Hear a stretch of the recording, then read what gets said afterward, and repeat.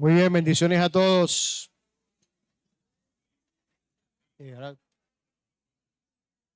Voy a invitar a que nos pongamos un minutico en pie. Vamos a hacer una oración.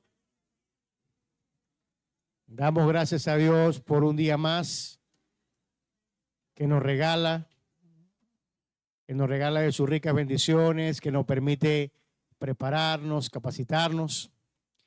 Y bueno, gracias a Dios tenemos salud y podemos estar acá.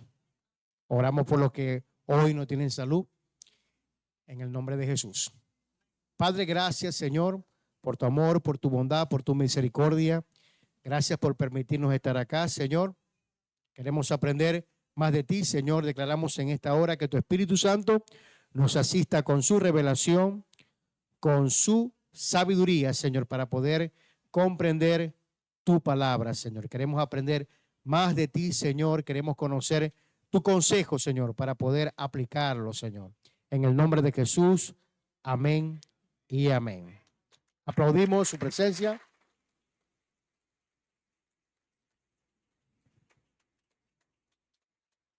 Muy bien, tenemos la segunda clase de hermenéutica. ¿Cuánto les gustó esa clase, la primera clase, la de la semana pasada? Interesante, ¿verdad? Estuvo bastante entendible, ¿cierto? Oye, algunos hicieron silencio. De todas maneras, tienen una ventaja, que hay videos, te puede verlo 5 veces, 6 veces y puede entender el contenido. Tenemos también una guía. Hay preguntas de algunos que dicen, pastor, no he podido imprimir la guía. Okay, la guía es para ustedes, no es para entregárnosla, ¿ok? Puede imprimirla, hacer la tarea. Esa tarea va a ser provechosa porque va a ser por el medio por el cual nosotros vamos a evaluar, pero no es para entregarla, ¿ok? Pero nos gozamos de ver que están estudiando, están llenando la guía, haciendo el cuestionario, y yo sé que cuando usted haga ese cuestionario, cuando venga el examen, ya usted sabe todo eso.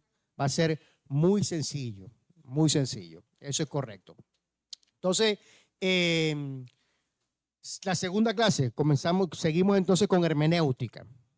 Algunos dicen, pastores, que el nombre me asusta. No, el nombre no. El nombre es un nombre técnico, lo que significa es interpretación o las reglas, correcta interpretación de la escritura, de la Biblia. O sea, no hay por qué atemorizarse. De hecho, considero que es una de las materias más sencillas que tenemos.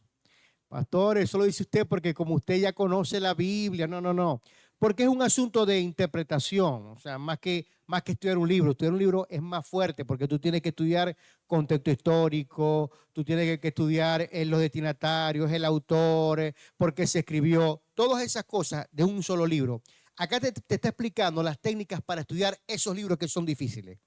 No sé si me explico. O sea que la hermenéutica es una herramienta que tú y yo hemos de tener para poder estudiar cualquier libro, sea un libro profundo o no tan profundo, sea una carta. La hermenéutica te enseña cómo poder sacar o extraer esos puntos oscuros, esos puntos que a veces no entendemos, o sea, el por qué, ¿ok?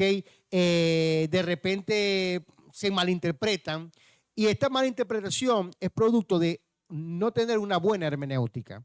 Recordando la clase pasada, había un punto álgido de una experiencia de una persona y el profesor lo trazó hermenéuticamente, y nos dimos cuenta que muchas veces la gente vive situaciones aún dentro del plano eh, eclesiástico, si se puede decir eclesiástico, que creen que es por conciencia delante de Dios, por agradar a Dios, y lamentablemente estamos cayendo en una error de interpretación, por no decir falsa doctrina, y vivimos la aflicción como tal. En la Biblia es muy clara: mi pueblo pereció por falta de conocimiento. La falta de conocimiento te mata, la falta de conocimiento trae padecimiento, trae dolor. Y hay gente que está sufriendo porque no conoce. Porque un conocimiento mal enfocado o extraído de una mala interpretación te puede esclavizar. Y en Cristo somos libres. Jesús dijo, y conoceréis la verdad. Y la verdad te hace libre. Entonces, no hay cosa tal que algo te pueda esclavizar. La verdad de Dios te hace libre. Pero la verdad de Dios a veces no está tan clara, muchas veces no está tan clara, porque tenemos que estudiarla. Ahí entonces nace, pum, la hermenéutica, las técnicas, el estudio. ¿Ok? Hay cosas que son muy sencillas. Por ejemplo, la salvación por la fe. ¿Cuántos creen que eso es una doctrina sencilla? ¿Cuántos creen que salvación por fe es fácil? ¿Verdad? Algunos no respondieron. Parece que a algunos no le es fácil, pastora. Pastora, va a tener que preguntar aquí, no a mí. La salvación por la fe es fácil. Esa doctrina es fácil, ¿verdad? Déjeme decirle que cualquier cantidad de personas murieron en los tiempos de la Inquisición porque los llamaban herejes por haber descubierto esta verdad. Porque la religión tradicional decía que para salvarse había que hacer obras. Y hubo alguien que se levantó llamado Juan Hus diciendo, la salvación solamente con la fe se logra. ¿Y sabe lo que hicieron con él? Lo quemaron. Después se levantan Martín Lutero y decían, este es discípulo de Juan Hus, vamos a asesinarlo también. Gracias a Dios, no lo asesinaron, lo protegió un rey. Y ahí es cuando nace el protestante. Entonces, una enseñanza tan sencilla, la iglesia tradicional, en el tiempo de la Inquisición, en el siglo XIV, siglo XV, no la entendía, no la comprendía. Y por causa de eso, mató a muchas personas. Entonces, fíjense lo que implica una mala interpretación.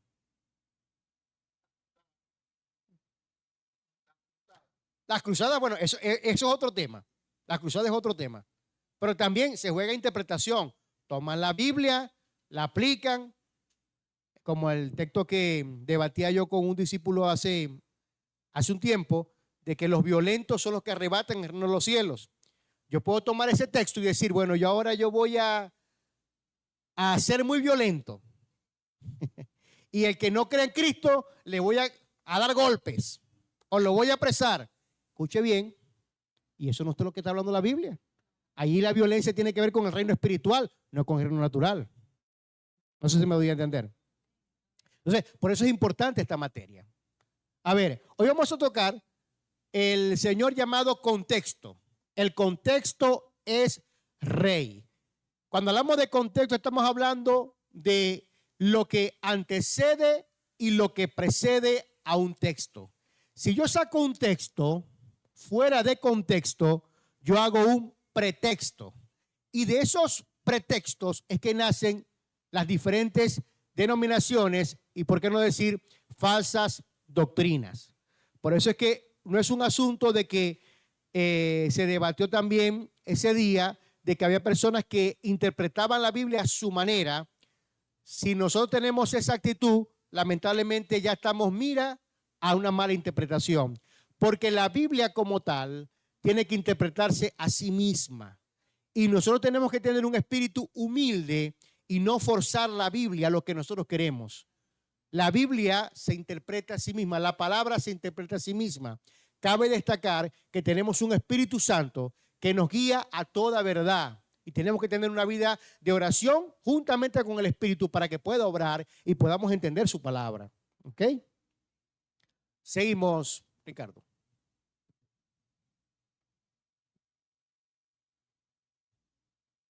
Ok. Principios del contexto. El principio más importante. Sin duda, el contexto representa el principio más fundamental de la hermenéutica. Una frase fuera de contexto es un pretexto. Esta máxima nos recuerda el peligro de aislar versículos de su entorno textual. Ya vamos a ir a los ejemplos. Seguimos, Ricardo. Ahí me adelanté. Ok. Hay diferentes tipos de contexto. En algunos textos no lo vas a colocar, no lo vas a ver como contexto, sino lo vas a colocar como trasfondo, pero es lo mismo. Contexto histórico cultural. ¿A qué se refiere eso, pastor? ¿Con qué se come? Escuche bien, cuando yo vaya a la Biblia o a estudiar un libro de la Biblia, yo tengo que entender qué es lo que históricamente ocurrió cuando se escribe tal libro. Yo tengo que saber quién fue el autor, quién fue el destinatario, quién escribe, a quién se escribe, cuándo se escribe. ¿Ok?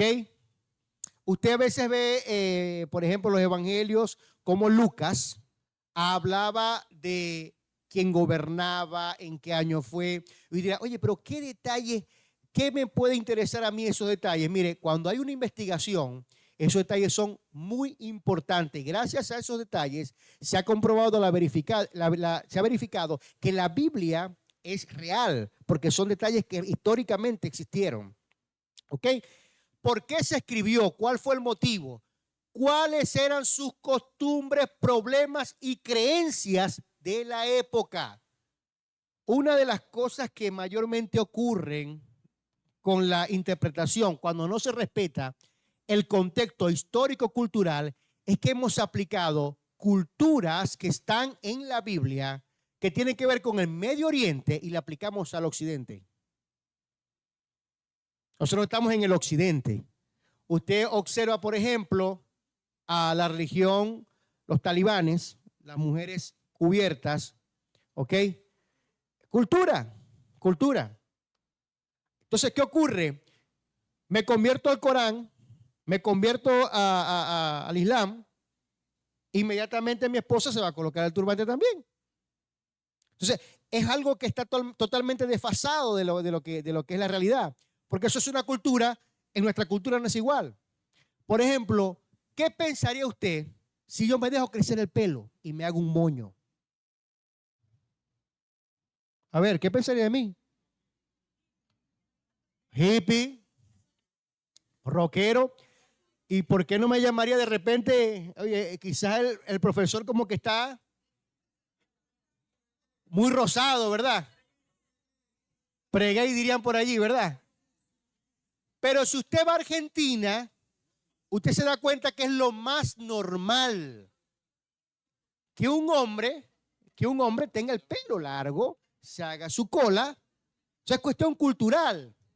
Entonces, por supuesto, si yo exijo en la congregación, el movimiento, bueno, ahora todos los hombres tengan el pelo largo, van a decir, oye, no puede ser, acá estoy imponiendo una cultura que no pertenece a nuestra cultura. ¿Ok? ¿Qué ocurría en este momento a nivel de la Biblia, a nivel de los libros? Que los 66 libros de la Biblia es biblioteca. Escuche bien, son libros escritos en diferentes épocas, diferentes destinatarios. Escuche, es tan tremendo que aún los autores tenían diferentes profesiones.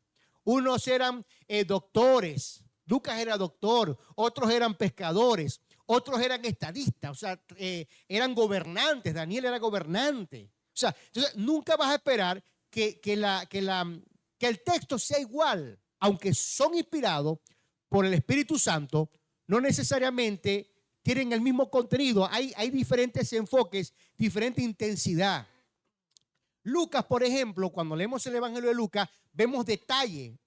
Era un historiador. Pero Mateo, vemos que era un mensaje más al judío, con menos detalle, pero más llevado al judío como tal. O sea, y cosas así, podemos acá estar toda la tarde hablando de esto, hablando de esas diferencias. ¿Qué tenemos que hacer nosotros? Respetar esa cultura. A ver. Ajá. Buenas tardes. ¿Por qué Jesucristo usaba el cabello largo? Porque es que culturalmente era normal para un judío tener cabello largo. De hecho, no solamente cabello largo, Jesús no usaba pantalones tampoco. O sea, eran su vestimenta, sus batas. ¿Ok? Era algo, culturalmente era normal para él. No, era cuestión cultural. De hecho, en sus batas tenían unos flecos que, por ejemplo, cuando usted ha observado la historia de la mujer que tocó el borde, la mujer del flujo de sangre, ella tocó fue el borde, los bordes. Esos bordes tenían un significado especial para todo rabino. Y ella tocó fue esos flecos. Fue cuando recibió su sanidad. O sea, es cuestión cultural. ¿Por qué yo hago esta acotación y hago esta pausa? Porque si yo no entiendo esto, yo voy a traer la cultura que está en la Biblia a mi vida y caigo en error. Yo no puedo traer esas culturas. ¿Ok? No puedo. Yo tengo que traer el principio espiritual, más no la cultura. Por eso es que usted ve hoy denominaciones donde la mujer no se maquilla, donde los hombres no se pueden dejar el bigote, otros dicen que sí hay que cortarse el bigote, la mujer no se rasura. ¿Usted me está entendiendo? La mujer no puede usar pantalones, pura falda. Y usted dice, pero ¿por qué razón? Porque están adoptando culturas orientales y lo están llevando a la iglesia. No sé si me doy a entender. Lo que yo no entiendo es que cuando yo observo esta situación y yo observo a Ezequiel en una oportunidad, Dios viste a Israel de una manera tan espléndida que obviamente va en contra de esa cultura y la viste como una princesa y le coloca la maquilla, le coloca aros, o sea, la pone hermosa y no se parece a esa doctrina. Entonces, es algo que obviamente culturalmente desfasado. Acá hay un ejemplo que está también en la guía. Por lo menos entender, la epístola a los Gálatas requiere conocer el problema de los judaizantes, quienes exigían la circuncisión y observancia de la ley mosaica para la salvación. O sea, en otras palabras, para poder entender la enseñanza de Pablo sobre la justificación por la fe, es necesario que entendamos cuál es lo que estaba ocurriendo, cuál era el problema que estaba ocurriendo, en este caso, en Galacia. Habían personas, aquellos que todavía no han estudiado Gálatas, los que ya comenzaron, si saben lo que estoy hablando, lo que ocurría en ese momento era que habían gente convertidas, entre comillas, del judaísmo al cristianismo, y ellos no aceptaban que una persona sin guardar la ley, sin guardar las fiestas, sin circuncidarse, pudiera ser salvo. Primero que tiene que ser judío y luego recibir a Jesús para ser salvo. El apóstol Pablo dijo, no, escuchen bien, la salvación es por la fe, no por obras. Porque nadie, ni nuestros padres, pudieron ser salvos, escuchen bien, por las obras. Así que la salvación es solo por la fe. Ellos no podían aceptar esto. O sea, en otras palabras decían, es demasiado fácil. Entonces, lo que ellos ignoraban era de que el trabajo duro o el trabajo difícil lo había hecho nuestro amado Señor Jesucristo. Había muerto por nosotros. A esa obra no se le puede añadir una obra. O sea, no se le puede dar una ayuda. La obra fue suficiente para salvación.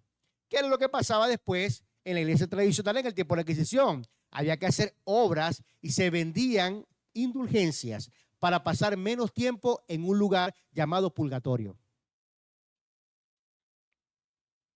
Y la gente se volvía loca pagando, vendiendo sus casas para estar menos tiempo en el purgatorio y poder llegar al cielo. Dime. Profesor, una pregunta. Hablando del contexto histórico, ¿hay actualmente libros que, no digamos que respalden, pero que sí añadan algo históricamente que concuerde con la Biblia? Hablamos de Flavio Josefo, no sé, Carbono 14, cosas así por el estilo. Es mi inquietud. Sí, ya respondiste la pregunta, porque hay un libro que se llama, varios libros, hubo un autor que fue contemporáneo con Pablo, que, ojo, no se convirtió nunca al cristianismo, y eso da más veracidad a la realidad, fue Flavio Josefo. Flavio Josefo fue un historiador judío. De hecho, entre sus obras está Las Antigüedades de los Judíos, que habla del Antiguo Testamento, y Guerras Judías, que habla de lo que es la parte de los tiempos de los macabeos, o sea, las guerras, las que estaban antes de Mateo como tal. Y él habla del cristianismo inclusive, Él habla del cristiano, él conoció a los cristianos, él conoció el movimiento cristiano en su época y es un contemporáneo con el apóstol Pablo. Y hay otros libros también, aparte de Flavio Josefo, que respaldan la realidad de la cultura como tal y de que existió tal movimiento en ese preciso momento. No fue alguien que inventó, después de los siglos, inventó un libro diciendo que había existido un Cristo, había existido unos apóstoles. No, no, no. Hay basamento arqueológico e histórico que muestra la veracidad de la Biblia. Hay una materia que se llama apologética que se enseña eso con más detalle. Pero bueno, después lo tocaríamos en otra materia. Seguimos, Ricardo. Contesté tu pregunta, ¿verdad? Ok. Ok. Contexto literario. Ok, ya sabemos ya el contexto histórico y cultural. Ok. Tenemos que también respetar el contexto literario. Está compuesto por 4 elementos. El primer elemento es examinar el libro completo. O sea, nosotros tenemos que saber el contexto del libro. ¿De qué trata el libro? Señores, nosotros no podemos leer nunca, y eso siempre se lo he dicho yo a nuestros alumnos al principio, nunca podemos leer una carta como si leyéramos un libro histórico. Está desfasado. O sea, las cartas son cartas. Los libros históricos son historia. Las cartas son hechas para atender propósitos, dar un mensaje, corregir algún problema. El libro histórico lo que te enseña es historia. Entonces, yo no puedo leer, por ejemplo, Josué, que es un libro histórico, compararlo con un Efesios, que es una carta de recomendaciones. Entonces, cuando yo vaya a leer algo, tengo que saber de qué trata el libro, a qué se refiere el libro. No puedo leer nunca Proverbios, que es un libro de poemas, un Salmos, que es un libro de cantos, a leer un libro histórico. O sea, no se parece. Porque cuando tú vayas a leer un libro histórico, tú inmediatamente vas a ver escenas. ¿Y ahora qué pasó? Como una película. Ok, vamos a ver qué pasa en el próximo capítulo. ¿Lo matan o no lo matan? ¿Cuántos me entienden? Ahora no, usted no ve eso porque usted es muy santo. Pero cuando vemos un proverbio, lo que vemos son pistas, vemos, saltan sabidurías, cápsulas de sabiduría, instrucción, consejos, enseñanzas. Que en la historia podemos tener enseñanzas, pero la vemos después de un análisis. Pero con proverbios no necesitas analizar mucho. Tú lees el proverbio y ya está la enseñanza directa. Cuando ves un salmo, ves alabanzas, ves cánticos, ves adoración a Dios. Puedes aprender de todo. Tú aprendes de la historia, aprendes de los proverbios y aprendes de salmos. Pero ¿qué ves en salmos? Cánticos de agradecimiento. Entonces, cada libro tiene su pensamiento o su esencia. Tenemos que entender el contexto de cada libro. Lo terrible caso es de pastor, pero ¿qué me interesa a mí esto? Es que tú puedes sacar cualquier texto de cualquier libro y decir que esto me lo dijo Dios a mí. O me lo dijo Dios. Y resulta que no es lo que Dios te está diciendo. Tú sacas, por ejemplo, ese texto que hablan los evangelios, donde dice que Judas se ahorcó. Tú lo sacas así, a ver, Señor, ¿qué tú me dices? Y fue y se ahorcó. En medio de un problema. Dios mío, no, yo no creo que tú me hables de esto. Y tú cierras la Biblia y vuelves a abrir. Lo que ha de ser, hazlo pronto. Dios. Sales corriendo. ¿Cuántos me entienden? Entonces de repente tienes un problema con tu esposa. Y Señor, Dios mío, no aguanto más a esta mujer. Me está mal. O al revés, tu esposo, este hombre, ya no lo aguanto. Y cuando abre la Biblia, a libertad nos llamó el Señor. Señor, me estás hablando. Señor, hay que tener mucho cuidado con eso. Ok, así como hay que tener el contexto del libro, hay que también tener el contexto del capítulo, de qué habla el capítulo. Con esto hay que tener mucho cuidado, porque algo que usted tiene que entender cuando va a leer la Biblia. Los libros originalmente no tienen capítulos ni versos. Los capítulos y versos se colocaron para que usted pudiera llegar a ellos. Imagínense que yo tengo una Biblia de gruesa con letras grandes y usted tiene una Biblia letras pequeñas, y resulta que en mi Biblia un texto bíblico está en la 450 páginas y en su Biblia, que es letra pequeña, está en la 200. Vaya a la 450 y usted está en la 200. Es imposible que podamos llegar a un estudio bíblico. Los capítulos y los versos fueron colocados para eso. Sin embargo, muchas veces los capítulos se relacionan, por eso hay que tener mucho cuidado con el contexto literario a nivel de capítulo. Y ahorita el ejemplo usted lo va a observar. También hay que tomar en consideración el párrafo. Hay párrafos que te dan una idea principal. Eso usted lo estudió en castellano, en literatura. Hay que entender la idea principal del párrafo. Poder comprender lo que se está diciendo en base al párrafo. Y esto, por supuesto, es tratando de hallar palabras como tal. Y están las palabras que en base al contexto pueden cambiar. Ya vamos a citar ejemplos con respecto a esto. Quizás usted lo vea así y dice, no entiendo nada, pastor. Aunque los que ya han estudiado la guía ya saben por dónde estoy entrando. ¿Ok? Seguimos. Vamos a los ejemplos.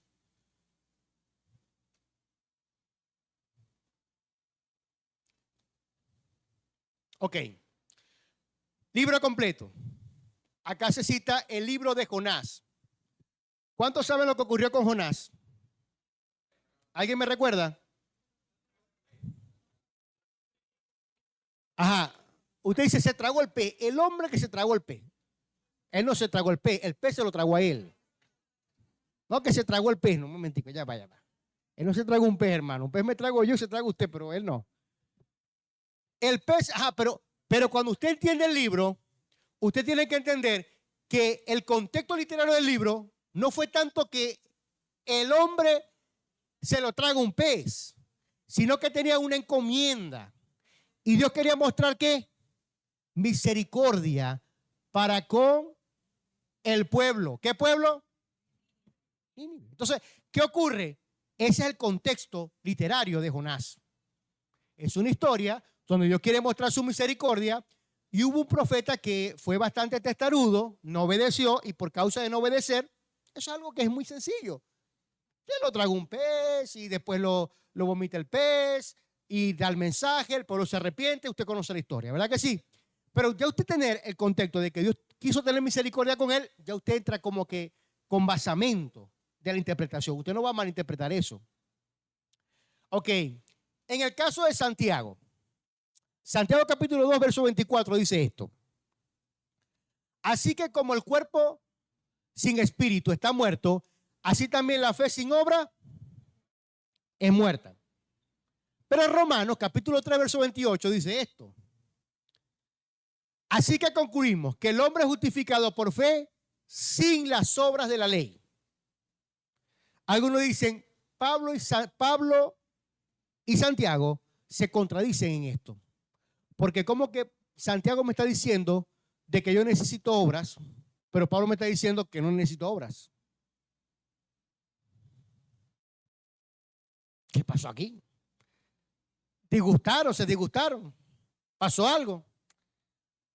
Ahí es donde usted tiene que entender cuál es el designio del libro, cuál es el contexto del libro. El libro de Santiago, el contexto literario era que Santiago estaba hablando de la gente que presumía ser cristiano, tener fe, pero no mostraba ni una pica de obras. No había, como dice la hermana, no había misericordia. De hecho, había acepción de personas. Ya el pastor David va a hablar de eso ahora. Había falta de amor. Había falta de empatía. No había empatía. Entonces Santiago dice, ok, ustedes dicen que tienen fe. Los demonios también creen y tiemblan. Hay obras. Entonces, ¿qué ocurre? Las obras que está hablando Santiago es diferente a las obras que habla Pablo. Porque las obras que habla Pablo son las obras de la ley. Las obras de la ley, en este caso, hablo de obras de la ley, pero aplica también a las obras de cualquier persona que quiera hacer. Las obras no salvan a nadie. Pero una vez que tú eres salvo, las obras tienen que verse.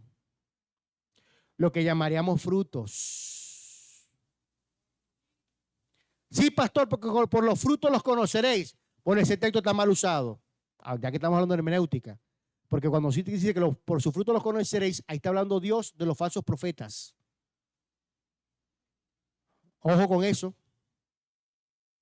Pero es cierto también que si usted es hijo de Dios, usted tiene que dar frutos. Pero hay que entender los contextos. Por eso yo escucho a veces textos y digo, Dios, están usándolo, pero puede aplicarse, pero no es el contexto. Frutos, buenas obras, paciencia, amor, el fruto del Espíritu. Amor, paz, paciencia, benignidad, bondad, fe, mansedumbre, templanza. No solamente eso, caridad, o sea, todo lo que implica, ellos combinados, eso es fruto. Pastor, pero yo tengo algunos, pero otros no. Pero es que estás en proceso de crecimiento. Pero ¿sabes qué es terrible? Que tú dices que tienes al Señor y sigue siendo el mismo. Entonces, allí Santiago dice, yo no creo en la fe que ustedes están profesando. Ah, pero ¿por qué Santiago? Porque no veo que ustedes muestran esa fe no sirve. La fe sin obra es muerta porque no funciona, no hay sazón, no se ve. Yo siempre recuerdo el acontecimiento de aquel hombre aquel paralítico que no tenía cómo entrar a la casa de Pedro. ¿Y qué hicieron? Rompieron el techo. ¿Sabe lo que dice la Biblia? Al Jesús ver la fe de ellos, la fe se ve. La fe se ve. Entonces, ¿qué pasa? La obra es respaldada por la fe. Ok, vamos a tratar de colocar el teléfono en vibrar, por favor, porque te interrumpe. A ver, Jorge. Pastor Alexis, mire, la fe también tiene que ver con la acción de la persona. La fe tiene que ver con la acción. Claro, porque el que no acciona no tiene fe. Dios bendice al que acciona. Claro, es que eso es lo que Jesús pasaba con Santiago. Santiago. Tu fe te ha salvado. Exacto. Y todos ellos accionaron. Claro, es que eso es lo que pasaba con Santiago. Dice, ¿tú tienes fe? ¿Dónde está la obra? ¿Dónde está la acción? La acción. De hecho, la palabra obra más allí, que todo eso. la palabra obra allí, Jorge, igual lo que tú estás hablando, tiene que ver más con acción que con una buena obra samaritana. Correcto. O sea, la fe sin acción no hay, no funciona. No existe. No convence. No convence. Santiago dice, a mí no me convencen porque no hay obra. En el caso de Pablo está diciendo que la salvación no se alcanza por obras de la ley. ¿Por qué? Porque tú no puedes hacer una obra que convenza a Dios. La única obra que convenció a Dios fue la obra de Jesucristo. La única. Ahora, después que tú eres salvo por la obra única de Jesucristo, tú comienzas a hacer obras. Pero tú no haces obras para convencer a Dios. Tú haces obras en actitud de agradecimiento, no para salvarte. ¿Cuántos pueden darle un fuerte aplauso al Señor?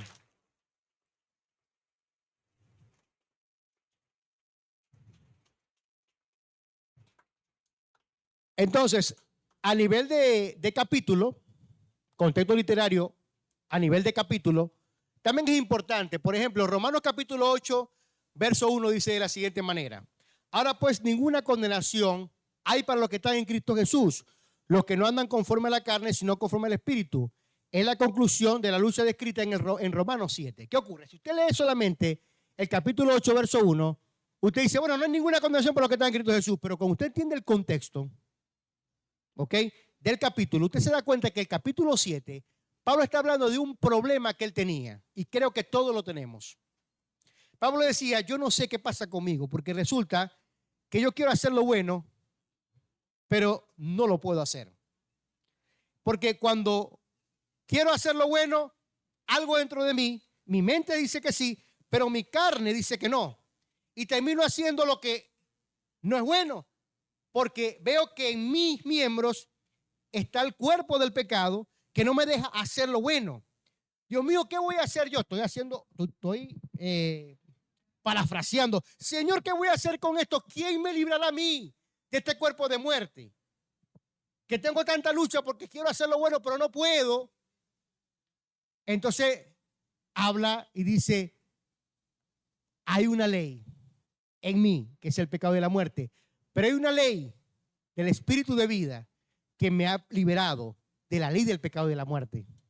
Cuando Pablo termina el capítulo 7 de esa forma, entonces dice, si hay una ley que me ha liberado, Ahora pues, ninguna condenación hay para los que están en Cristo Jesús, porque he sido librado del pecado y la muerte por la ley del Espíritu de vida. Pero fíjense cómo esto, ¿no?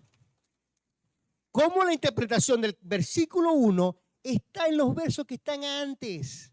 Pero le aseguro que la mayoría lee el capítulo 8 y no se da cuenta que el capítulo 7 tiene que ver con lo mismo. Por eso siempre le digo a mis alumnos, capítulos, véanlo, no hay problema, pero traten como si no estuvieran, porque muchas veces el capítulo te aísla de la interpretación correcta. ¿Lo están viendo? Juan capítulo 3, verso 3, habla del nuevo nacimiento de Nicodemo. De cierto te digo que el que no naciere de nuevo no puede ver el reino de Dios. Se explica con el resto del capítulo que detalla el significado del nacer de nuevo. Si yo leo el texto solo y no veo el capítulo, no voy a enterarme de a qué se está refiriendo. Nacer de nuevo, ¿cómo es eso? Eso no existe. Pero cuando lees el capítulo te das cuenta que Jesús le aclaró, mira, tiene que ver con nacer del agua, nacer del Espíritu, nacer por la palabra, nacer por la obra regeneradora del Espíritu Santo, ¿ok? No tiene que ver con un nacimiento natural. Entonces tú lees el capítulo, tú te das cuenta que lo que es el nuevo nacimiento. Por eso es cuando tú estudias tienes que entender que no puedes tomar un texto y hacer una enseñanza. Tú tienes que respetar el capítulo, tú tienes que respetar, escucha bien, el libro, tú tienes que respetar el contexto cultural, tienes que respetar el contexto histórico. Si no, lamentablemente vas a caer en error. Es muy probable. Seguimos, todavía faltan algunos contextos. No sé cuánto me falta. Pastora, la veo muy callada. Párrafos y palabras. Como usted no me ha preguntado, hoy es la venganza, pastora. Explíqueme usted esto, pastora. Claro. ¿Cuántos quieren que la pastora explique esto? No me ha preguntado. Claro. A ver. A ver. Párrafo y palabra. Contexto literario. La venganza no es de Dios, pero en la casa te espero. Bueno. Vamos a ver. No. Hoy me toca brindar. Bien. Ok, pastor, vamos a ver qué me dejaste. Párrafos y palabras. Ok. Aquí en la parte de párrafos tenemos 3 textos bíblicos de diferentes libros de la Biblia. Tenemos uno de Gálatas, por lo que puedo ver que pusiste, uno de Hebreo y uno de Hechos. Pero pastora, hay una palabra común. Vaya. Hay una palabra común allí. Similitud. Ajá. Hay una similitud en cada uno de los textos y es la palabra fe. Leemos Gálatas, dice, solamente oían decir, aquel que en otro tiempo nos perseguía, ahora predica la fe que en otro tiempo perseguía. ¿Ese era quién? El apóstol Pablo. Oye, usted sabe, ¿eh? Están ayudando a la pastora. No puede ser. Aquí la palabra fe no tiene que ver con la palabra que habla Hebreos 11 en el verso 1. Tiene que ver con la parte de doctrina, de creencia. Tiene que ver con religión, con creencia. Esta palabra fe. O sea que si yo traduzco, dentro de este contexto. pastora, o sea que si yo traduzco por lo menos la fe, es pues la fe, la certeza de lo que se espera, la convicción de lo que no se ve. Vamos a leerlo, vamos a hacer un ensayo. Solamente oían decir, aquel que en otro tiempo nos perseguía, ahora predica la certeza de lo que se espera, la convicción de lo que no se ve en otro tiempo que perseguía. No, pastor, no. ¿Verdad que no tiene sentido? No. Porque ¿qué cambia la palabra, pastora? Cambia en el conjunto de frases, del párrafo, de acuerdo al contexto, aquí la palabra fe, como ya lo mencioné, tiene que ver con creencia, entonces, con doctrina. Vamos a traducirlo a ver qué dice. Solamente oían decir, aquel que en otro tiempo nos perseguía, ahora predica la creencia que otro tiempo perseguía, o los que creen, o los que creían, o los que predicaban. Pastora, está bien esa respuesta. Okay. Perfecto. La otra. Voy con Hebreos. Dice, es pues la fe. ¿Qué es la fe? La certeza de lo que se espera, la convicción de lo que no se ve. El mismo verso está hablando y está explicándose por sí solo. Ahora vamos a Hechos 17:31. Dice, pastor, te voy a matar. Por cuanto ha establecido un día en el cual juzgará al mundo con justicia por aquel varón a quien designó, dando fe a todos con haberle levantado de los muertos. Aquí la palabra fe tiene que ver con testimonio, con pruebas. Aquí dice dando Pastora, pruebas. pero si le aplicamos otra vez Hebreos 11:1, vamos a ver. Ujú. Por cuanto ha establecido un día en el cual jugará el mundo con justicia, por aquel varón a quien designó, dando la certeza de lo que se espera y la convicción, no se parece. No, tampoco. pastor. Tiene que ver con testimonio, tiene que ver con evidencias. Aquí, ok, exactamente. Tiene que ver, está diciendo, es como cuando usted dice, escucha a alguien decir algo y después lo llevan para que compruebe lo que esa persona dijo. Yo fui testigo de que lo que dijo es real y es veraz. Eso es lo que quiere decir acá, Hechos 17:31. Ah, pastor, todavía tengo que seguir. No, y que ahí te lo confirma abajo. Aquí dice, La versión Dios habla hoy da confirmación de lo que está, Dice, de lo que está enseñando. exactamente. Dice, porque Dios ha fijado un día en el cual juzgará al mundo con justicia por medio de un hombre que él ha escogido y de ello dio, ¿qué dice allí? Exactamente, O sea, que dio prueba. la traducción da una mejor hermenéutica. Exactamente, Reina Valera. esa traducción tiene una mejor hermenéutica. Vamos con palabras también. Vamos con palabras. Ay, pastor, 2 Así días de estamos en la clase los dos, castigo. ¿verdad? Ok. Ejemplo número 1 con respecto a palabras. Dice Lucas 14:26. Si alguno viene a mí y no aborrece a su padre y a su madre. ¿Cuántos aborrecen aquí a los padres? Levanten la mano. Ay, ¿por qué no los aborrece? Si ahí dice Jesús que los aborrecen. Tienen que aborrecerlo. ¿Ah? Ahí dice que hay que aborrecer. Por debajo. ¿Cuántos aborrecen a sus padres? Ajá, vamos a ver, pastora, ¿qué dice allí? Dice, si alguno viene a mí y no aborrece a su padre y a su madre, su mujer e hijos, hermanos y hermanas, y aún también su propia vida, no puede ser mi discípulo. ¿Esto lo dijo? ¿Quién lo dijo? Lo dijo Jesús. Pero lo que quiere decir en este texto es que la prioridad debería de ser Cristo. Cuando habla aquí la palabra aborrecer, no se trata de que usted tiene que odiar al papá, a la mamá, a los hijos, a los hermanos, a las hermanas, no, ni su propia vida. Habla de que tiene que amar a Cristo por encima de todos ellos, porque la prioridad debe ser Cristo. Importante. Ahora, aquí lo dice Mateo, comparando con el verso de Mateo, el siguiente texto dice Mateo, el que ama a padre o a madre más que a mí, no es digno de mí. El que ama a hijo o hija más que a mí, no es digno de mí. Ama más. Es lo mismo que habla aquí con O sea, aborrecer. Acá hay una Eso técnica.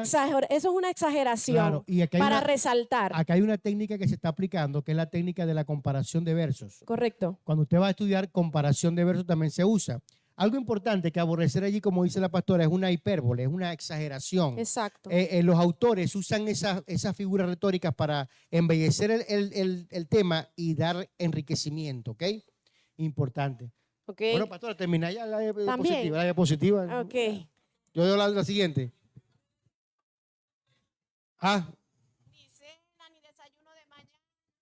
O sea, me parece importante la observación que no dice no amar. El ¿Cómo? que ama más, ¿verdad? No dice no amar a su padre, a su hijo, no.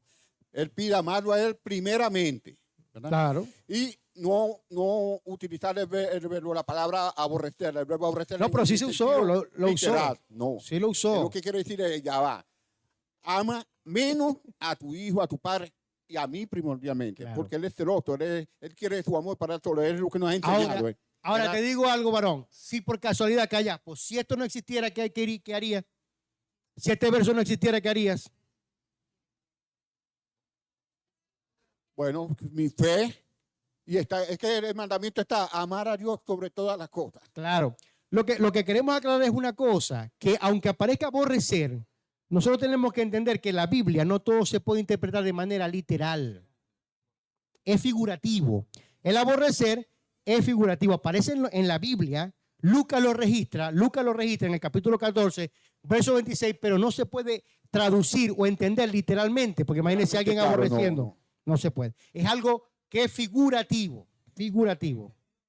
Aunque algunos dicen por ahí, aunque yo creo que yo aborrezco al esposo mío. No, no, eso es otra cosa, eso no es de Dios. Eso no es de Dios. Ok. Aquí también vemos dos textos. Creo que son de diferentes libros, sí, correcto. Uno está en Romanos y el otro está en Génesis. Y vemos una palabra en común. Me pusiste hasta leer rapidísimo para poder saber qué es lo que quisiste poner acá. Y es la palabra carne. Carne aparece en el libro de Romanos y Romanos también 7. aparece en el libro de Génesis. Vamos a ver qué dice Romanos. Dice: y yo sé que en mí, esto es mi carne, no mora el bien, porque el querer el bien está en mí, pero el no hacerlo, y habla otra vez de carne, no se refiere. Eso es lo que yo hablo ahorita con Exactamente. respecto al capítulo 7, que Correcto. da respuesta al capítulo 8. Correcto. O sea, que Pablo tiene una lucha interna, la lucha con su Exactamente. carne. Ahora, ¿carne allí a qué se refiere? Carne aquí representa la obra pecaminosa, la obra pecaminosa en nosotros. Y en Génesis, si más no recuerdo o logro interpretar correctamente, está hablando de la humanidad. Está Claro. hablando de nuestra humanidad, de nosotros En los como tiempos de hombres. Noé, en los Correcto. tiempos de Noé. Yo he escuchado a mucha gente decir, ¿por qué esta carne? Y comienzan a golpearse. No hay que dar esta carne. Señores, esta carne es templo y morada del Espíritu Santo. No se golpee. No se golpee. Usted está golpeándole hasta el templo. Lo que usted tiene que golpear es su alma, que está viciada conforme a los deseos engañosos. La carne allí no es el cuerpo como tal. El cuerpo es una víctima de su alma. Pastor, ¿cómo es eso? ¿Cuántos de los que están acá han visto cadáveres? Todos. ¿Qué cadáver usted ha visto pecando? Está la carne. ¿Por qué? Porque la carne la usa el alma vivita. Así que usted esa carne, más bien, cuídela y renueve su alma. La carne allí tiene que ver con la naturaleza pecaminosa. El alma exactamente es la que peca. Pastor, terminé. Puede sentarse, alumna. Ah.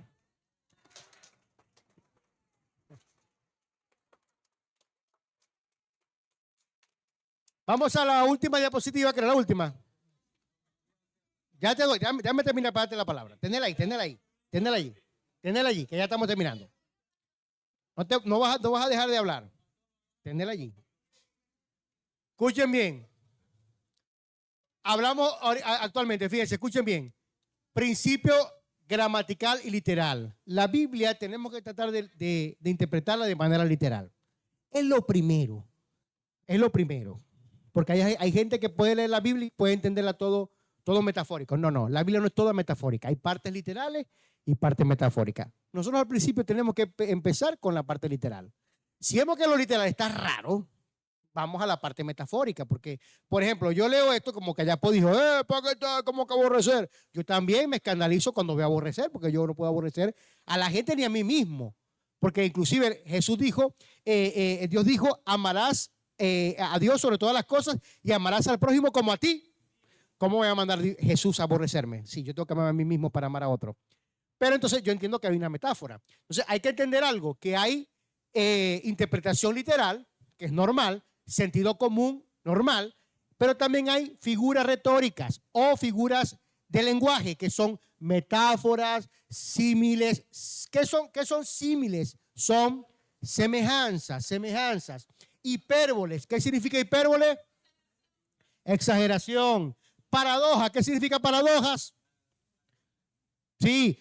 Y otra figura retórica que para no forjar una interpretación literal inapropiada, tenemos que tomarla en cuenta, porque si no nos vamos a equivocar. Siguiente.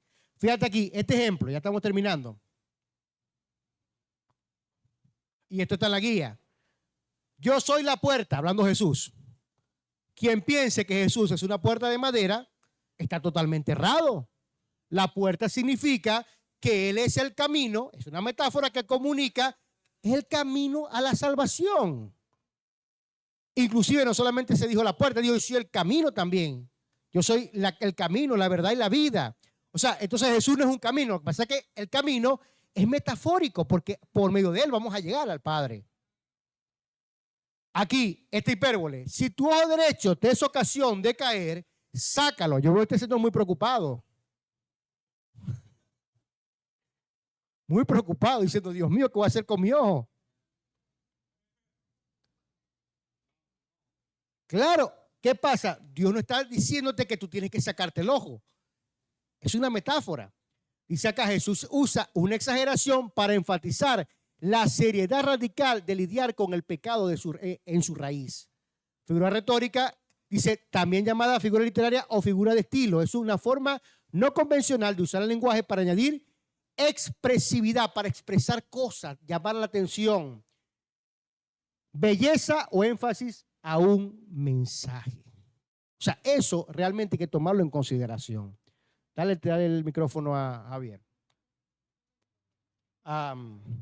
Se me había olvidado.